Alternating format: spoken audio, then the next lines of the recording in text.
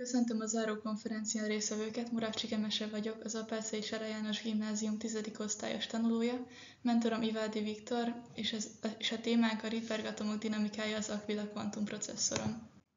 Először is mi az a kvantumszámítógép? A kvantumszámítógép olyan számítógép, amely kvantumbiteket, azaz kubiteket használ információ tárolására és feldolgozására. Ezek a kubitek egyszerre lehetnek 0 és 1 állapotban a szuperpozíció révén, és kvantum összefonódás segítségével összetett műveleteket tudnak végezni exponenciálisan nagyobb állapottérben. Ezáltal a kvantumszámítógépek különösen hatékonyak lehetnek olyan problémák megoldásában, mint az optimalizálás, például a leghatékonyabb útvonal vagy legjobb konfiguráció megtalálása, vagy szimulációkra, ami a klasszikus gépeken nagyon időigényes lehet. Az Aquila az Amazon Braket platformon elérhető kvantumszimulációs rendszer, amely Rydberg-atomokon alapul. Ezeket az atomokat lézerrel gerjesztik magas energiaszintre, és a létrejövő Rydberg állapottal és az alapállapottal közösen implementál egy kvantumbitet. Az Aquila segítségével egyedi atomok elhelyezésével, lézerek vezérlésével és kvantumállapotok manipulálásával kvantumdinamika szimulációk végezhetők. A kísérletekben egy 6x6-os rácsban 36 atomot helyeztünk el.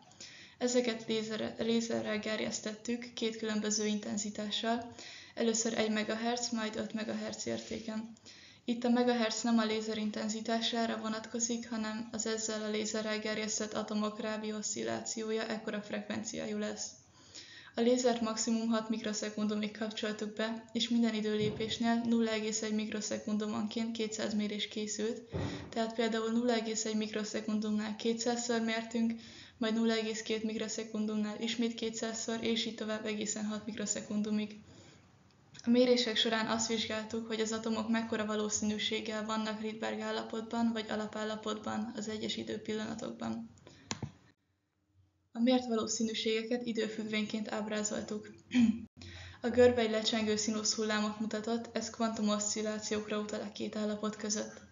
A gerjesztési valószínűség, azaz a P1 periódikusan nőtt és csökkent, majd csillapodott, ami a koherens kvantumdinamika jele. A grafikonon a 36 atomot 5 MHz intenzitású lézerrel gerjesztettük, és maximum 6 mikroszekundumig volt bekapcsolva. A magenta színű függvény a fit, azaz ezek lennének a várt eredmények, a kék pontok pedig a valós eredmények. Az első input második sorában található függvénnyel modellezhetjük a Rabi oszcillációt és a dekoherencia jelenségét. Az utóbbi az oszcilláció amplitúdójának a lecsengését írja le. Itt a T2 egy fontos érték, ez a dekoherencia időskálája, ami megmondja, hogy meddig kvantumos a rendszer. Ez a kísérlet jól szemlélteti, hogyan használhatók Rydberg-atomok kvantumállapotok irányított manipulálására, és hogyan lehet dinamikai tulajdonságokat szimulálni kvantumszámítógépes rendszereken, mint az Aquila.